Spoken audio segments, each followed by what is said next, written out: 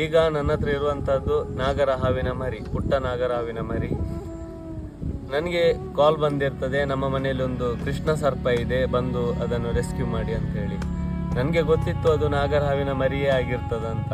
ಯಾಕಂದರೆ ನಮ್ಮ ಇಲ್ಲಿ ಉಡುಪಿ ಮಂಗಳೂರು ಈ ಭಾಗದಲ್ಲಿ ಕೃಷ್ಣ ಸರ್ಪ ಇದೆ ಅನ್ನುವಂತಹ ಒಂದು ನಂಬಿಕೆ ಇದೆ. ಹಾಗಾಗಿ ಅವರು ಕಾಲ್ ಮಾಡಿದ್ದಾರೆ ಕೃಷ್ಣ ಸರ್ಪ ಇದೆ ಅಂತ.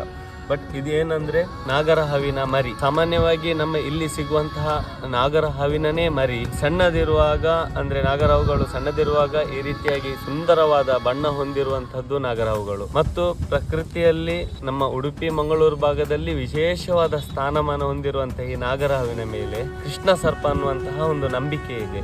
ಆದರೆ ಕೃಷ್ಣ ಸರ್ಪ ಅನ್ನುವಂತಹ ವಿಶೇಷ ಜಾತಿಯ ಅಥವಾ ನಾಗರ ಹಾವುಗಳಲ್ಲಿ ಬೇರೆ ಜಾತಿಯ ಹಾವುಗಳು ಇಲ್ಲ.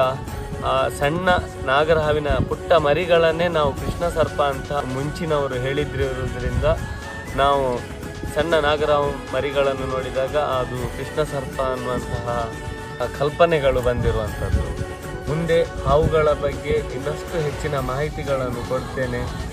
ಮತ್ತು ಪ್ರಥಮ ಚಿಕಿತ್ಸೆ ಹೇಗೆ, ಹಾವು ಕಚ್ಚಿದಾಗ ಏನು ಮಾಡಬೇಕು ಅನ್ನುವಂಥ ಎಲ್ಲ ಮಾಹಿತಿಗಳು ನನ್ನ ಈ ಇನ್ಸ್ಟಾಗ್ರಾಮ್ ವಿಡಿಯೋದಲ್ಲಿ ನಾನು ಕೊಡ್ತಾ ಇರ್ತೇನೆ. ಹಾಗಾಗಿ ಮುಂದಿನ ವಿಡಿಯೋಕ್ಕೆ ನನ್ನ ಅಕೌಂಟನ್ನು ಫಾಲೋ ಮಾಡಿ.